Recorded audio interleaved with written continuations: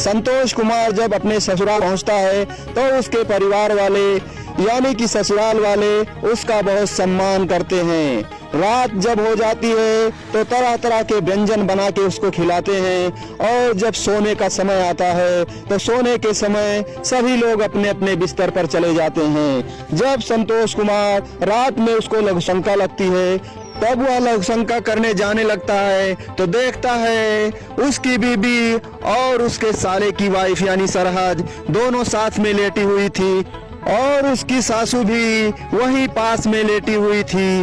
वह कुछ अंदाजा लगा लेता है कि मेरी बीबी किधर लेटी है और फिर लघुशंका करके वापस चला आता है, अपने बिस्तर पर लेट जाता है। थोड़ी देर तक जागता रहता है, उसको नींद ही नहीं लगती है। वह सोचता है अब क्या करूं, कैसे अपने पत्नी से मिलूं। थोड़ी देर बाद जब वह इस तरह सोचता रहता है तभी उसकी बीबी उसको भी लघुशंका लग जाती है और वह लघुशंका करके आती है, अपने माँ के बगल में लेट जाती है। इधर संतोष कुमार अपने बीबी से मिलने के लिए बहुत बेताब रहता है। फिर वह उठ के जाता है, सोचता है चलो वहीं मिल लेता हूँ और वह जाता है और जहाँ वो पहले लेटी हुई थी उसी बगल में लेट जाता है। उसको क्या पता कि जहाँ मैं लेटा हूँ इधर मेरे साले की वाइफ लेटी हुई है और रात का समय रहता है, सभी सोए रहते हैं। अपनी बीबी समझ करके अपने सरहद को जैसे ही वह पकड़ता है तो उसकी सरहद जाग जाती है और सोचती है कि हमारे पति तो है नहीं, पर ये कौन है जो मेरे बगल में आकर के मुझे स्पर्श कर रहा है।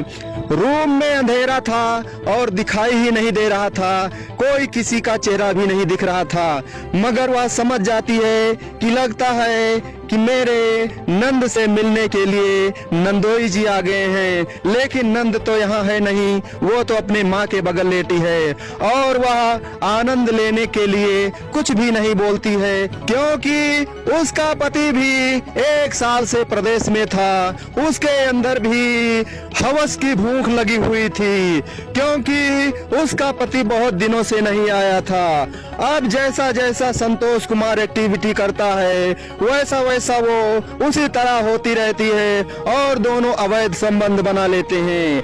अंत में जब अवैध संबंध बनाने के बाद में संतोष कुमार को पता लग जाता है, क्योंकि उसकी बीवी वह नहीं थी। अब वह डर के जाकर अपने बिस्तर पर लेट जाता है। जब सुबह होती है तब उसकी सरहद घर में झाड़ू लगाने लगती है और झाड़ू लगाते लगाते उसके बिस्तर के पास आती है, उसके चारपाई के पास आती है और कहती है, नंदोई उठो, का बात है, रतिया भर जागे हो है काहे इतना देर तक सोवत हो? हम में तो लागत है कि रतिया भर कहूँ जागे हो है। जब वह अपना मुंह खोलता है रजाई से तो देखता है कि उसकी सरहद मुस्कुराते हुए उससे बातें कर रही थी। तब वह समझता है चलो मैं बच गया, हमको तो लगता था कि कहीं परिवार में किसी से ना कह दें। और दोनों आपस में बातें करने लगते हैं सुबह सुबह। फिर वह जाती है, अपने नंदोई के लिए चाय बना कर लाती है और उनको देती, वह पी लेते हैं और वह दोनों के मन के अंदर जो भय था वह खुल गया। अब दोनों एक दूसरे को बहुत चाहने लगते हैं और बहुत प्यार बढ़ जाता है। धीरे धीरे दोनों का अवैध संबंध का सिलसिला चलता रहता है और वह ससुराल में 1 महीने तक रुका रहता है। संतोष कुमार की बीवी सोचती है क्या बात है, जब से अपने ससुराल आए हैं तब से मुझसे सही से बोलते भी नहीं हैं, और क्या बात है वो अपने सरहद से बहुत हंस हंस के बोलते हैं। तो उसे शक होने लगता है और वह सोचती है कि आज रात भर मैं जागूंगी, देखती हूँ कि आज रात में वो क्या करते हैं। और वह रात भर अपने भाभी के पास लेटी रहती है, जागती रहती है। जैसे ही 12 बजते हैं तैसे उसकी भाभी उठ करके और अपने नंदोई के बिस्तर पर चली जाती है। और जैसे ही यह देखती है कि मेरी भाभी मेरे पति के पास जा रही हैं, यह चुपके से उठ करके जाती है और अपने भाभी को पकड़ लेती है। कहती है यह क्या कर रही हो, और अपने मम्मी पापा को भी वह जगा देती है और भाभी का काला चेहरा सामने आ जाता है।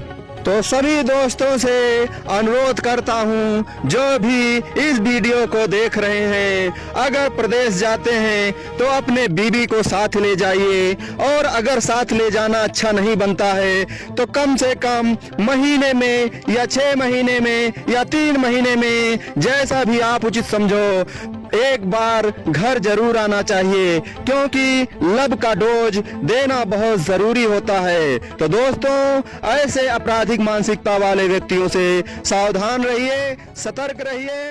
नमस्कार।